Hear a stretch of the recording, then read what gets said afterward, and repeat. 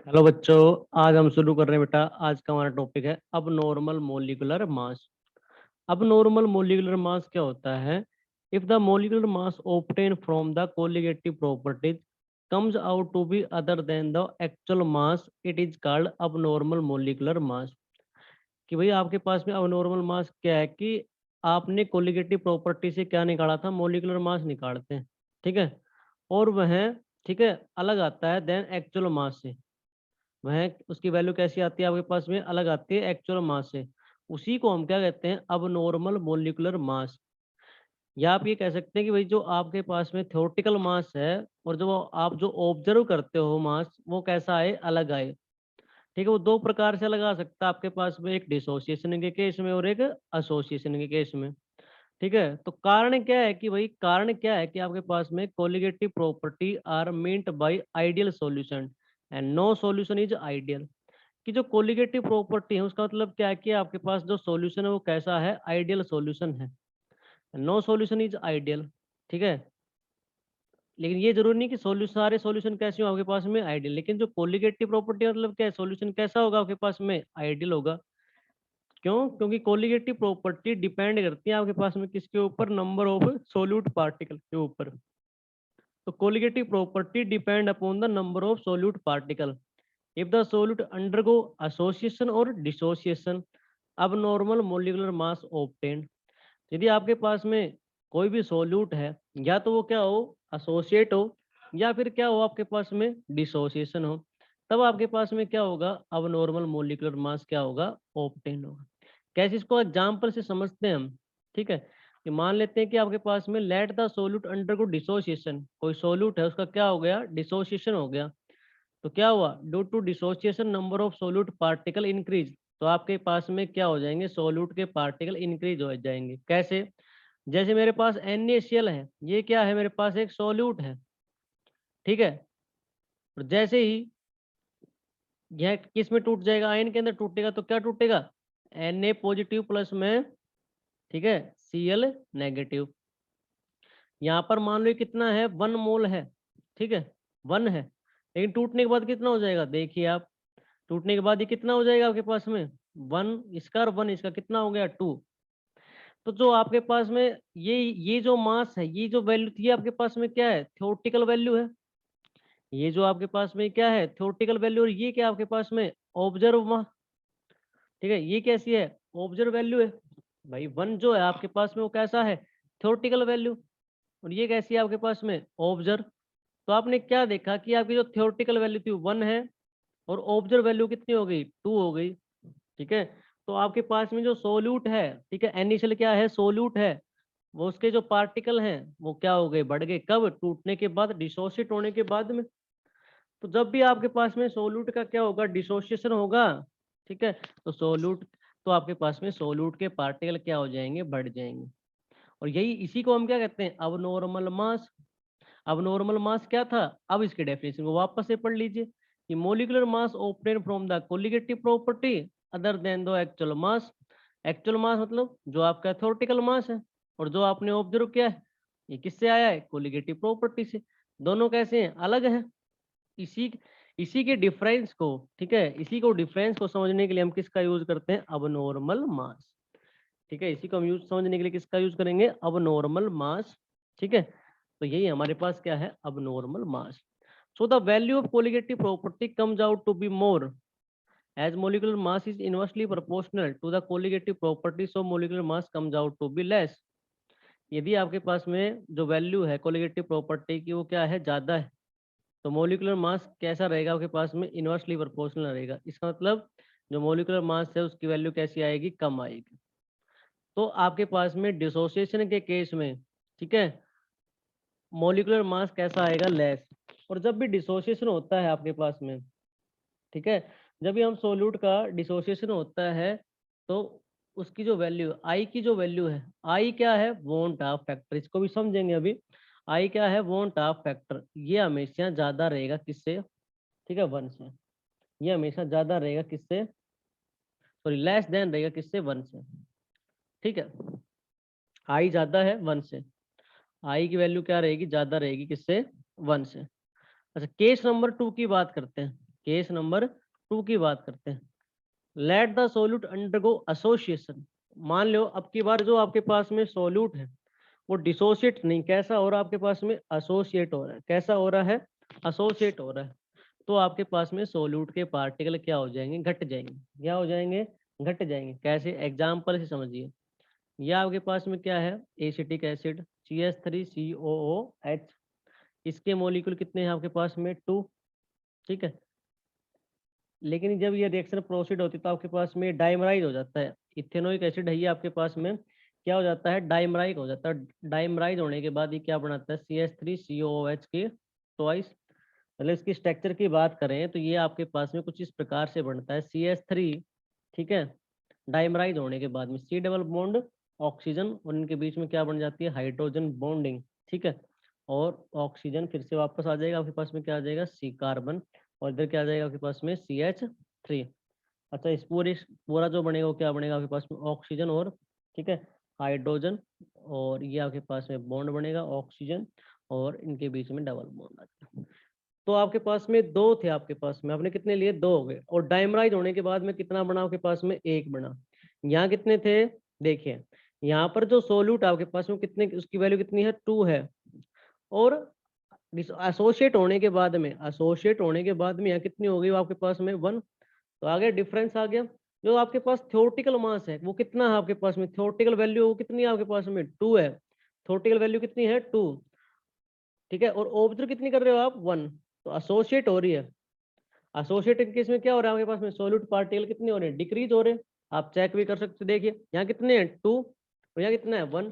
तो आपके पास में सोल्यूट के पार्टिकल जो है वो क्या हो गए, डिक्रीज हो गए। ठीक है, सोल्यूट के पार्टिकल क्या हो गए, डिक्रीज हो गए। अच्छा, वैल्यू जो है कोलिगेटिव प्रॉपर्टी को डिपेंड करती है किसके ऊपर, नंबर ऑफ सोल्यूट पार्टिकल पे, और सोल्यूट पार्टिकल क्या हो गए, डिक्रीज। तो कोलिगेटिव प्रॉपर्टी पे क्या असर पड़ेगा, वो भी क्या हो जाएगी, less. So the value of colligative properties, so the value of colligative property comes out to be less। वो भी क्या हो जाएगी आपके पास में, less। And molecular mass of solute comes out to be more। तो molecular mass वो कैसा हो जाएगा आपके पास में, ज्यादा। ठीक है, molecular mass क्या हो जाएगा आपके पास में, ज्यादा।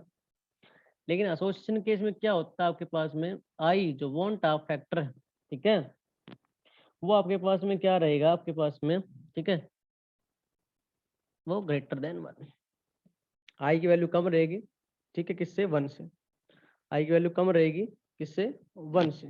अच्छा जी, अब देखिए, अब हम समझेंगे कि क्या क्या करेक्शन क्या होगी। तो solution must be prepared as dilute as possible. भाई किसी सॉल्यूशन को जो हम तैयार करते हैं उसको डाइल्यूट करना कैसा है, पॉसिबल।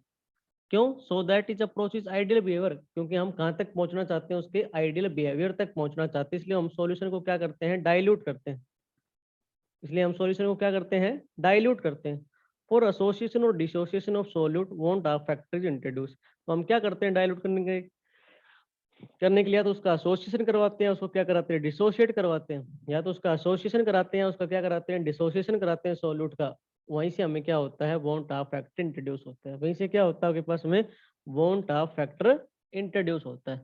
अब बात यह आएगी कि आपके पास में वोंट ऑफ फैक्टर क्या है। ठीक है, बात यह आएगी कि आपके पास में कि वोंट ऑफ फैक्टर है क्या। ठीक है, वोंट ऑफ फैक्टर को हम डिनोट करते हैं किससे, आई से।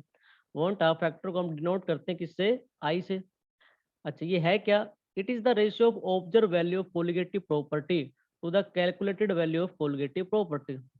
आपके पास में रेशियो है, किसका रेशियो है, ऑब्जर्व कोलिगेटिव प्रॉपर्टी अपॉन में कैलकुलेटेड कोलिगेटिव प्रॉपर्टी। ठीक है, रेशियो आपके पास में ऑब्जर्व कोलिगेटिव प्रॉपर्टी अपॉन में कैलकुलेटेड कोलिगेटिव प्रॉपर्टी, या फिर रेशियो आपके पास में abnormal value of colligative property. Observe observe colligative property क्या है आपके पास में, abnormal value of colligative property upon में कैलकुलेटेड वैल्यू क्या कह सकते हो आप, normal value of colligative property. Normal value of colligative property. अच्छा, इसकी और भी डेफिनेशन है, वो क्या है कि it is the ratio of calculated value of molecular mass to the observe value of molecular mass. कि जो आई है आपके पास में, आई क्या है, वोंट ऑफ फैक्टर, वो क्या है आपके पास में, रेशियो है कैलकुलेटेड मास अपॉन में ऑब्जर्व मोलिकुलर मास। कैलकुलेटेड मास अपॉन में ऑब्जर्व मोलिकुलर मास।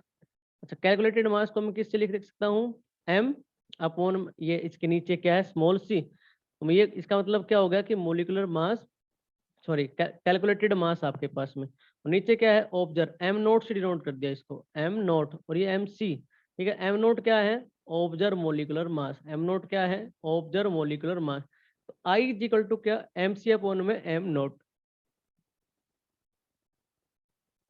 इसको हम और दूसरे तरीके से भी पढ़ सकते हैं कि it is a ratio of number of particle after association और dissociation to the number of particle taken initially, कि आपके पास में रेशियो है ये आपके पास में किस किसका, या तो आपके पास में जो सोल्यूट के नंबर ऑफ पार्टिकल डिसोसिएट हो रहे हैं या एसोसिएट हो रहे हैं, और नीचे क्या number of particle taken initially, ठीक है। इनिशियली कितने, तो आई क्या है रेशियो आपके पास में number of particle after dissociation और एसोसिएशन अपॉन में number of particle taken initially, upon में number of particle taken initially.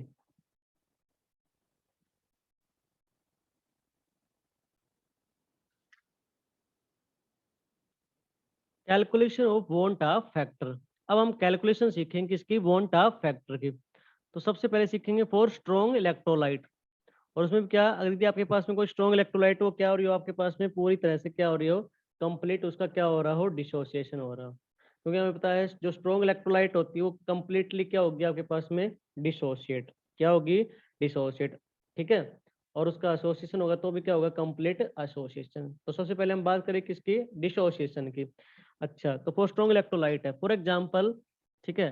For example मान लो कि भाई मेरे पास क्या है, ठीक है। एन क्या है कोई इलेक्ट्रोलाइट है, एन क्या है कोई इलेक्ट्रोलाइट है, ठीक है। एन मतलब वन मॉलिक्यूल आपके पास में कितना है, एन का मतलब क्या होता है कोई वन मॉलिक्यूल है, तो एन इलेक्ट्रोलाइट है कोई मेरे पास, ठीक है। एन इलेक्ट्रोलाइट है, और जब इसका डिसोसिएट होगी तो कितने में टूटेगी एन ए में, ठीक है। तो मैं आपको क्लियर कर देता हूँ कि एन ए और ए एन क्या है, ये तो क्या है आपके पास में वन मॉलिक्यूल है, ये तो कितना आपके पास में वन मॉलिक्यूल है, और ये कितने हो जाएंगे आपके पास में एन सिंगल मॉलिक्यूल, यहाँ तो सिंगल है तो एन है, लेकिन एन है एन सिंगल मॉलिक्यूल्स, मतलब एन का मतलब बहुत सारे हो सकते हैं। अच्छा जब ये कंप्लीटली डिसोसिएट होगा तो मान लो इनिशियली, ठीक है, इनिशियली कि ये आपके पास में कितना है, ठीक है वन है, क्योंकि यहाँ कुछ नहीं तो मतलब कितना आपके पास में आपने क्या ले रखा है वन ले रखा है, कितना है वन है, ठीक है। तो यहाँ कितना हो गया क्या डिसोसिएट हुआ होगा नहीं, तो इसकी वैल्यू कितनी है आपके पास में जीरो। इनिशियली जब ये वन है तो जब इनिशियली है तो मतलब अभी रिएक्शन प्रोसीड ही नहीं की है, अभी ये इलेक्ट्रोलाइट है वो टूटा ही नहीं है आपके पास में, तो कितना आएगा जीरो फाइनली, ठीक है। फाइनली क्या होगा आपके पास में, ठीक है, यहाँ आपके पास में जब टूट जाएगा तो यहाँ कितना हो जाएगा कंप्लीटली डिसोसिएट होगा तो यहाँ तो कितने हो जाएगा जीरो, और डिसोसिएट होगा तो कितने कितने यहाँ पर एन, तो कितने में टूट जाएगा आपके पास में एन मॉलिक्यूल के अंदर एन, ठीक है। कितना आ जाएगा आपके पास में एन। अब बात आएगी आपके पास में किसकी आई की, ठीक है। हम क्या निकालेंगे आई निकालेंगे, वो कैसे निकालते हैं, ठीक है। आपने फार्मूला पढ़ा था आई निकालने का ऑब्जर्व कोलिगेटिव प्रॉपर्टी अपॉन में calculated, observe colligative property upon में कैलकुलेटेड। ऑब्जर्व देखो आप कितना कर रहे हो यहाँ से आई निकालो इसके लिए, ठीक है। आई निकालेंगे तो यहाँ ऑब्जर्व कितना है एन, ऑब्जर्व कितना है एन, ठीक है। और कैलकुलेटेड कितना है शुरुआत में कितना था वन, एन अपॉन में वन, तो आई की वैल्यू कितनी आ जाएगी आपके पास में एन आ जाएगी, आई की वैल्यू कितनी आ जाएगी एन आ जाएगी, किसके लिए फॉर स्ट्रॉन्ग इलेक्ट्रोलाइट के लिए, किसके लिए है फॉर स्ट्रॉन्ग इलेक्ट्रोलाइट के लिए, समझे। जैसे एग्जांपल देता हूँ आपके पास में, जैसे कि एग्जांपल देता हूँ आपके पास में समझिए इस बात को, ठीक है। NaCl है, क्या है NaCl, किसमें टूट गया Na पॉजिटिव प्लस में Cl नेगेटिव, इसके लिए आई की वैल्यू कितनी आएगी दो, क्योंकि कितना है वन और कितने में टूट रहा है वन और वन कितने में टूट रहा है टू, तो टू अपॉन वन कितना आ गया टू आ गया भाई, समझे या नहीं समझे बात। भाई ये वन है और कितने में टूट रहा है ये भी कितना है वन है, ये भी कितना है वन है। आप निकालते कि कैसे हो, ये क्या है ऑब्जर्व, ये क्या है कैलकुलेटेड, कैलकुलेटेड तो टू अपॉन में वन तो कितना आ जाएगा टू आ जाएगा। और एग्जाम्पल देता हूँ आपको K2SO4 टूटेगा आपके पास में इलेक्ट्रोलाइट टूटेगा किसमें टू के पॉजिटिव, प्लस में SO4 माइनस का 2 नेगेटिव, तो आई की वैल्यू कितनी आएगी यहाँ से बताओ। ये कितना है 1, यहाँ कितना है 2, यहाँ कितना है 1, 2 और 1 कितने हो गए 3, और ये कितना है 1, 3 अपॉन में 1 तो कितना आ गया, आई इज इक्वल टू कितना आ गया 3 आ गया। आई इज इक्वल टू कितनी वैल्यू आ गई आपके पास में 3 आ गई। चलो एक एग्जाम्पल और लेते हैं, देखिए Al2SO4 की थराइस, Al2SO4 की थराइस, ठीक है। ये टूटेगा आपके पास में किस में टूटेगा, 2 एल्यूमिनियम प्लस का 3 प्लस में 3SO4 माइनस का 2 नेगेटिव। यहाँ देखो कितना है 1 है, यहाँ कितना है 2 है, और ये कितना है 3, 3 प्लस 2 कितने हैं 5, 5 अपॉन 1 तो आई कितना आ जाएगा 5, 5 अपॉन 1 तो आई की वैल्यू कितनी आ जाएगी 5। इस प्रकार से हम, ठीक है, स्ट्रॉन्ग इलेक्ट्रोलाइट के लिए किसकी वैल्यू कैलकुलेट कर सकते हैं, आई निकाल सकते हैं, ठीक है, क्योंकि उसका क्या होगा कंप्लीट डिसोसिएशन, क्या होगा कंप्लीट डिसोसिएशन, ठीक है। अच्छा अब बात करते हैं कंप्लीट एसोसिएशन की, केस नंबर सेकंड की बात करते हैं, ठीक है। Case number second, case number second की बात करेंगे for complete association, for complete association, ठीक है। तो मान लो आपके पास में एसोसिएट होगा तो जुड़ेगा ना, मान लो कितने आपके पास में एन इलेक्ट्रोलाइट है कोई, और जोड़ेगा तो कितनी हो जाएगी, एक हो जाएगी, 1 होगी आपके पास में, ठीक है, मान लेते हैं। तो इनिशियली क्या हुआ होगा आपके पास में, इनिशियली, ठीक है, ये कितने आपके पास में n है, जब रिएक्शन कुछ एसोसिएट ही नहीं हुई तो इसकी वैल्यू कितनी हो जाएगी आपके पास में 0, ठीक है, इसकी वैल्यू कितनी हो जाएगी 0। फाइनली आपके पास में क्या हुआ होगा, फाइनली क्या हुआ होगा आपके पास में, एसोसिएट होगी तो कितना हो गया 0, और एसोसिएट होगा तो कितना हो जाएगा, जुड़ जाएगा सारा, यहाँ कितना आ जाएगा 1, ये कैसा आ जाएगा आपके पास में 1 आ जाएगा। कैसे, जैसे मैंने आपको पीछे भी एग्जांपल दिया था, मान लो क्या है 2CH3COOH है, ये क्या हो जाता है आपके पास में, ये डाइमराइज हो जाता है किसमें CH3COOH की ट्वाइस। तो यहाँ कितना था 2, और यहाँ कितना हो गया आपके पास में 1, ठीक है। ऐसे ही तो आपके पास में यहाँ कितना है n, जब इनिशियली कितना है 0, और एसोसिएट होने के बाद ये कितना हो गया आपके पास में 1, क्योंकि आप किसके लेके चल रहे हो, n के इसके लेके चल रहे हो। आई कैसे निकालते हो, ऑब्जर्व अपॉन में कैलकुलेटेड, ऑब्जर्व कितना है 1, ऑब्जर्व कितना है 1, और ये कैलकुलेटेड कितना है आपके पास में n, तो ठीक है। तो फॉर एसोसिएशन के केस में, फॉर कंप्लीट एसोसिएशन केस में आई की वैल्यू कितनी आ गई आपके पास में 1 अपॉन में n के बराबर आ गई, इसके बराबर आ गई 1 अपॉन में n के बराबर आ गई। ये मैंने आपको बता ही दिया था कि ये 2 है ये 1 है, क्यों, क्योंकि यह डाइमराइज हो जाता है, और मैंने आपको स्ट्रक्चर बना के भी दिखाई थी, डाइमराइज होता है तो कैसे होता है CH3C डबल बॉन्ड ऑक्सीजन, ठीक है, ये हाइड्रोजन बॉन्डिंग बना लेता है यहाँ से, तो आपके पास में क्या बन जाएगा भाई, ये चीज बन जाती है वापस से, तो आपके पास में क्या बन जाएगा, ये हो जाएगा OH के जो बॉन्ड वापस से ऑक्सीजन, और ये क्या आ जाएगा डबल बॉन्ड, एसोसिएट हो जाता है, कहने करती है एसोसिएट मतलब जुड़ जाता है।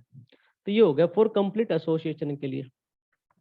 अब हम पढ़ेंगे, ठीक है, ये था हमारे पास स्ट्रॉन्ग इलेक्ट्रोलाइट के लिए, किसके लिए, स्ट्रॉन्ग इलेक्ट्रोलाइट के लिए, ठीक है। अब हम पढ़ेंगे वीक इलेक्ट्रोलाइट के लिए, किसके लिए पढ़ेंगे, वीक इलेक्ट्रोलाइट के लिए पढ़ेंगे, ठीक है। तो केस नंबर थर्ड और partial dissociation, case number third देखिए,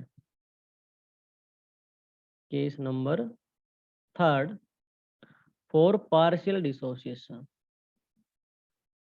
फॉर पार्शियल डिसोसिएशन, ठीक है। और वो भी किसके लिए, अभी हमने पढ़ा था स्ट्रॉन्ग इलेक्ट्रोलाइट, अब हम पढ़ेंगे फॉर वीक इलेक्ट्रोलाइट, क्योंकि स्ट्रॉन्ग इलेक्ट्रोलाइट होते हैं वही तो आपके पास में क्या हो पाते हैं, टूट पाते हैं, कंप्लीटली टूटते हैं। जो वीक इलेक्ट्रोलाइट होती है वो आपके पास में कंप्लीटली ना ही तो एसोसिएट होती है, ना ही क्या होती है आपके पास में डिसोसिएट होती है, ना ही तो क्या होती है आपके पास में, ठीक है, कंप्लीट डिसोसिएट होती है, ना ही एसोसिएट होती है। चलिए देखते हैं, ठीक है। तो here degree of dissociation is required to calculate van't Hoff factor, तो डिग्री ऑफ डिसोसिएशन निकालने के लिए हमें किसकी आवश्यकता पड़ेगी, वॉन टाफ फैक्टर की। तो देखिए अब की बार आपके पास में जो इलेक्ट्रोलाइट है, ठीक है, वो कैसी है, वीक इलेक्ट्रोलाइट है, तो ये कितना है मान लो ठीक है। और आपके पास में वीक है तो कंप्लीटली नहीं टूटेगा, ठीक है, कंप्लीटली नहीं टूटेगा। तो आपके बीच में एरो का साइन कैसा है, दोनों साइड आएगा, डबल साइड। क्योंकि जब कंप्लीट टूट जाता है तो एक बार रिएक्टेंट से प्रोडक्ट चला गया तो चला गया, वापस नहीं आता, ठीक है। लेकिन अब की बार कैसी है, वीक इलेक्ट्रोलाइट, तो मतलब कंप्लीट नहीं टूटेगा। ये आपके पास में क्या बन जाएगा, Na, ठीक है। तो मान लो इनिशियली क्या देगा, time t is equal to 0, आपके पास में कितना है, 1 है। जब तो प्रोसीड ही नहीं हुआ, टूटा ही नहीं है, तो ये कितना होगा, 0 एट इक्विलिब्रियम। या ऐसे बोले कि एट इक्विलिब्रियम कह दें, या एट टाइम t के ऊपर, ठीक है। तो एट इक्विलिब्रियम आपके पास में क्या होगा कि मान लो इसमें से कितने अल्फा, इसमें से कितना टूटा, अल्फा टूटा, कितना टूटा, अल्फा टूटा। तो प्रोडक्ट में कितना बनेगा आपके पास में, एन अल्फा बनेगा। भाई यदि आपके पास में 1 था और मान लो इसमें से कितने कम हो गया, अल्फा कम हो गया, तो प्रोडक्ट में कितना बनेगा, अल्फा बनेगा। चलो एग्जाम्पल में ऐसा मान लेते हैं कि मान लो कितना था, 100 था, ये कितना हो गया, 0। और 100 में से मान लो कितना टूटा, ये 50 टूटा, तो प्रोडक्ट में कितना बनेगा, 50 बनेगा ना। सेम वही बात लिखी है, ठीक है। कि आपके पास में कितना था, 1 था, ये कितना था, 0। तो अल्फा कम हुआ तो यहाँ पर कितना बनेगा आपके पास में, एन अल्फा। अल्फा कम हो गया ना, यहाँ कितने पार्टिकल एन है, तो कितने कितने की फॉर्मेशन होगी आपके पास में, एन अल्फा की फॉर्मेशन होगी। कितने बन जाएंगे, एन अल्फा। अच्छा, अब क्या निकालते हो, अब आई की वैल्यू निकालते हो। वो क्या होती है आपके पास में, ऑब्जर्व, मतलब पूरे का क्या करोगे, टोटल, और अपॉन में क्या, कैलकुलेटेड। तो आई कैसे निकालोगे, तो ये क्या आपके पास में क्या वैल्यू, 1 माइनस अल्फा प्लस में एन अल्फा, और अपॉन में कितना, 1। सोल्व कर लो भाई, ठीक है। सोल्व करेंगे तो वैल्यू कितनी आ जाएगी, यही आ जाएगी आपके पास में। तो आईटा इज इक्वल टू कितना आ जाएगा, 1 माइनस अल्फा प्लस में एन अल्फा।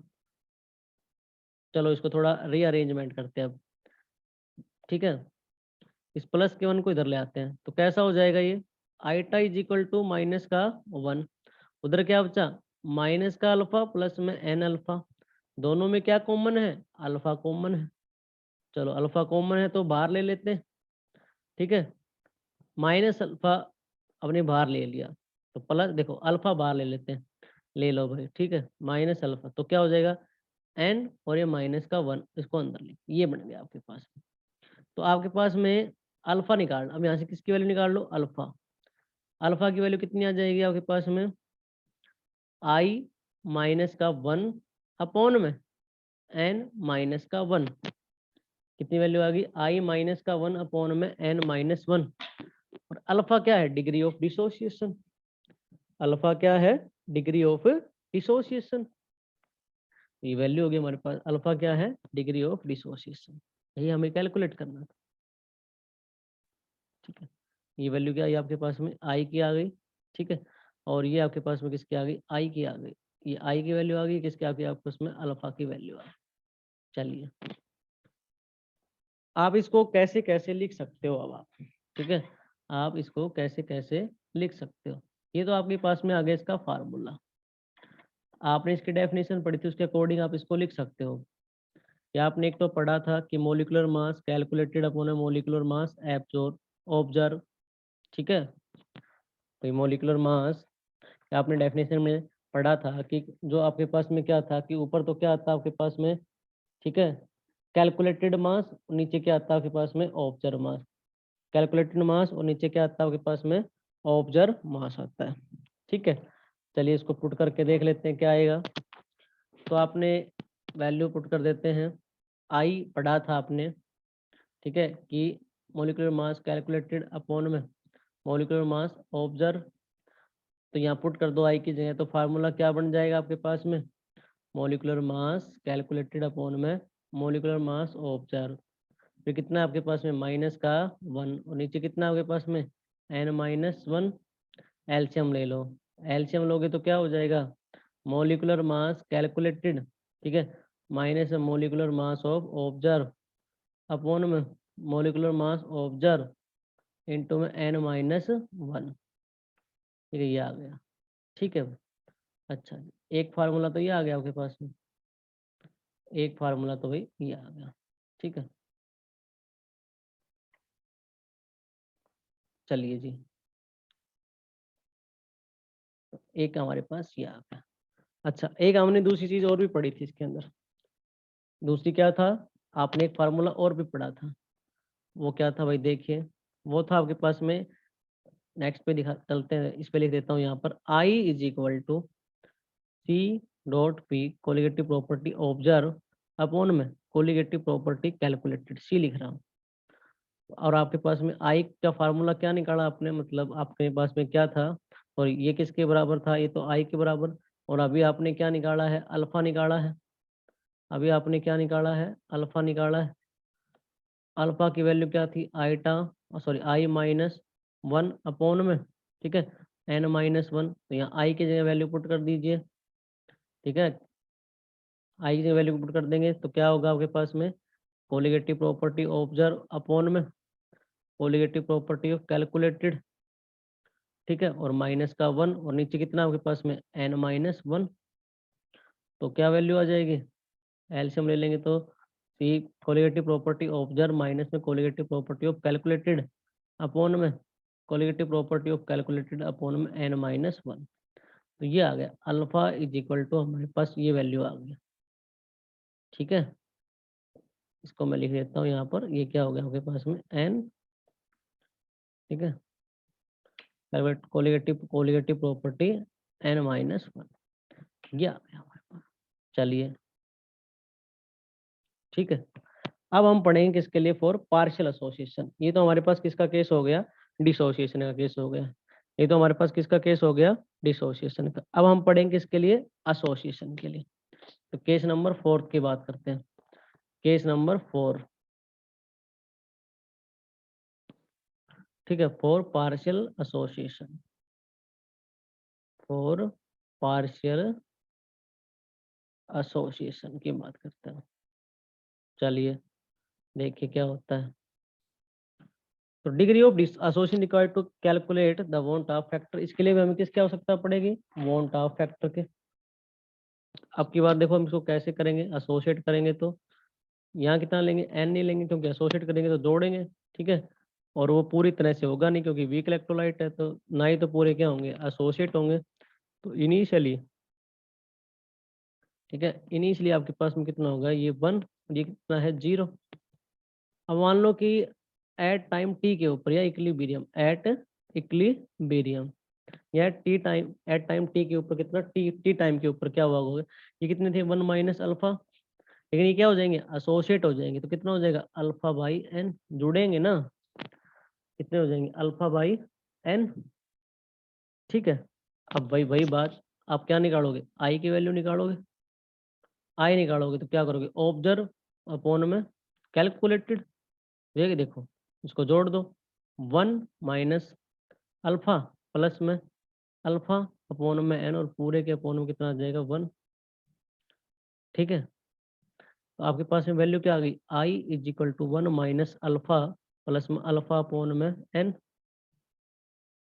और सोल्व कर लेते हैं, इस वन को इधर ले आते हैं, तो क्या हो जाएगा, आई माइनस का वन, इधर क्या बचा आपके पास में, माइनस का अल्फा और प्लस का अल्फा बाई एन, दोनों में क्या कॉमन है, अल्फा कॉमन है, ठीक है, अल्फा बाहर ले लो, तो आई माइनस का वन, ठीक है, तो अल्फा बाहर ले लिया, प्लस का अल्फा बाहर आ गया, तो कितने वैल्यू आ गई, वन माइनस एन अपॉन और माइनस का वन, वन अपॉन में एन और माइनस का वन, ये टर्म अंदर रह गया आपके पास में। तो आपके पास में, ठीक है, अल्फा यहाँ से किसको कैलकुलेट कर लो, अल्फा निकाल लो, अल्फा निकालेंगे तो क्या वैल्यू आएगी, आई माइनस का वन, और अपॉन में कितना आ जाएगा, वन अपॉन में एन माइनस का वन, ठीक है, कितना आ जाएगा, ये आ जाएगा आपके पास में वन माइनस वन अपॉन में एन माइनस का वन, ये वैल्यू आ गई, ठीक है, ये हमारे पास आ गई एसोसिएशन, ठीक है, ये किसका केस आ गया आपके पास में, एसोसिएशन फॉर वीक इलेक्ट्रोलाइट का। अब आप इसको अलग अलग फार्मूले के लिए इसको आप लिख भी सकते हो, आपने पढ़ा है क्या, आई इज इक्वल टू क्या होता है, molecular mass calculated upon molecular mass observe, put कर दो इस फार्मूले के अंदर, तो आपके पास में अल्फा क्या होगा, molecular mass calculated upon molecular mass observe minus का वन अपॉन में, ठीक है, वन अपॉन में एन माइनस का वन, तो अल्फा की वैल्यू थोड़ा इसको और सिंप्लीफाई करेंगे तो एलसीएम ले लेंगे तो क्या हो जाएगा, मोलिकुलर मास कैलकुलेटेड माइनस में मोलिकुलर मास ऑब्जर्व अपॉन में मोलिकुलर मास ऑब्जर्व। ये नीचे क्या है, इसका नीचे वाले का भी क्या ले लो एलसीएम, तो कितना हो जाएगा 1 माइनस एन अपॉन में एन। अच्छा इसका थोड़ा और सिंप्लीफाई कर देते हैं, तो वैल्यू क्या हो जाएगी आपके पास में मोलिकुलर मास कैलकुलेटेड माइनस में मोलिकुलर मास ऑब्जर्व। और ये एन क्या है, फोर्थ टर्म ये कहाँ चली जाएगी आपके पास में, ऊपर चली जाएगी। नीचे क्या बचा फिर आपके पास में मोलिकुलर मास ऑब्जर्व, और नीचे क्या बचा 1 माइनस एन, ये टर्म बचे। तो जो अल्फा तो आपके पास में क्या आ गया, molecular mass calculated molecular mass observe into में एन, ठीक है, अपॉन में, ठीक है, मोलिकुलर मास ऑब्जर्व और 1 माइनस एन, ये डाटा आ गया। ठीक है, पुट करने के बाद आपके पास में सारी जो कैलकुलेशन है वो क्या आ गया आपके पास में, ये आ गया। लेकिन इसके साथ ही आपने एक फार्मूला और भी पढ़ा था कोलिगेटिव प्रॉपर्टी के टर्म में, क्या था आई इक्वल टू क्या था आपके पास में कोलिगेटिव प्रॉपर्टी, ठीक है, ऑब्जर्व अपॉन में कोलिगेटिव प्रॉपर्टी ऑफ कैलकुलेटेड। तो फिर से इसको आप किसके फार्मूले में पुट कर दोगे, आप अल्फा वाले फार्मूले में पुट कर दोगे। पुट करोगे तो क्या आ जाएगा, ये ऑब्जर्व माइनस का 1 अपॉन में, ठीक है, कोलिगेटिव प्रॉपर्टी कैसे आ जाएगी कैलकुलेटेड, और नीचे क्या है 1 अपॉन एन माइनस 1। फिर से क्या करोगे, यहाँ से एलसीएम ले लोगे, एलसीएम लोगे तो क्या वैल्यू आ जाएगी कोलिगेटिव प्रॉपर्टी ऑब्जर्व माइनस में कोलिगेटिव प्रॉपर्टी कैलकुलेटेड अपॉन में कोलिगेटिव प्रॉपर्टी कैलकुलेटेड, और इसका भी एलसीएम ले लो, कितना हो जाएगा 1 माइनस एन अपॉन में एन। तो अल्फा फोर्थ टर्म हो जाएगी, ये 1 और फोर्थ टर्म कहाँ जाएंगे ऊपर, ये क्या बन जाएगा आपके पास में कोलिगेटिव प्रॉपर्टी ऑब्जर्व माइनस में colligative property of calculated into में क्या एन अपॉन में कोलिगेटिव प्रॉपर्टी ऑफ कैलकुलेटेड, और नीचे क्या आपके पास में 1 माइनस एन, ये डाटा आ गया आपके पास। ठीक है, एक ये वैल्यू आ गई। तो कुछ नहीं किया उसमें, बस आई की जगह वैल्यू पुट की है आपने और कुछ भी नहीं किया। ठीक है, बड़ा ही सिंपल था। अब कुछ टर्म आपको, कुछ बातें आपको याद रखनी है। ठीक है, एक क्या है कि फॉर एसोसिएशन के केस में आई पे क्या फर्क पड़ता है आपके पास में फॉर एसोसिएशन। ठीक है, एक है आपके पास में फॉर डिसोसिएशन। एक एसोसिएशन केस पढ़ा आपने, क्या पढ़ा डिसोसिएशन केस पढ़ा। ठीक है, एक एसोसिएशन और एक डिसोसिएशन, और एक हम पढ़ेंगे फॉर, ना ही तो आपके पास में क्या हो एसोसिएशन या number for number of association और नंबर ऑफ डिसोसिएशन क्या हो आपके पास में बराबर। ठीक है, नो एसोसिएशन और नो डिसोसिएशन, ना ही तो एसोसिएशन और ना ही हो क्या हो डिसोसिएशन, नो एसोसिएशन और डिसोसिएशन, तीन केस है। ठीक है, तो फॉर एसोसिएशन होता है आई के ऊपर क्या फर्क पड़ता है, आई की वैल्यू क्या आती रहती है, तो आई की वैल्यू लेस देन होती है किससे, 1 से। एसोसिएशन केस में आई की वैल्यू लेस देन होती है किससे, 1 से। और डिसोसिएशन केस में आई की वैल्यू ज्यादा होती है किससे, 1 से। ठीक है, ये है। तो यहाँ आई लेस देन 1 है, यहाँ आई ग्रेटर देन 1 है। ठीक है, और यहाँ तीसरे केस में क्या होगा, आपके पास में वैल्यू आएगी 1 के बराबर। जब ना ही एसोसिएशन है ना ही डिसोसिएशन, तो आई किसके बराबर हो जाएगा, 1 के। तो एसोसिएशन केस में i less than i less than 1, dissociation case में आई ज्यादा है आपके पास में किससे, 1 से। और ना ही एसोसिएशन ना ही डिसोसिएशन, तो आई किसकी वैल्यू आपके पास में 1 से। ठीक है, अब जितने भी हमने क्या पढ़ी थी कोलिगेटिव प्रॉपर्टी, उनको क्या कर दे, मॉडिफाइड कर दे। ठीक है, modified relation of colligative property, modified relation of colligative property. Number first, relative lowering vapour pressure. ठीक है, वो क्या हो जाएगा आपके पास में, क्या था आपके पास में पी नोट ए माइनस का पी एस अपॉन में पी नोट ए, और किसके बराबर था एक्स भी, तो क्या हो जाएगा आईटा एक्स भी, क्योंकि किस पे फर्क पड़ेगा, आई पे पड़ता है, सोल्यूट पे। अच्छा, नंबर सेकंड टर्म, ठीक है, सेकंड क्या थी आपके पास में डेल्टा टी बी। ठीक है, और थर्ड क्या थी आपके पास में delta T F, elevation boiling point, ये क्या था इलिवेशन ऑफ फ्रीजिंग पॉइंट, और लास्ट क्या थी आपके पास में ओस्मोटिक प्रेशर।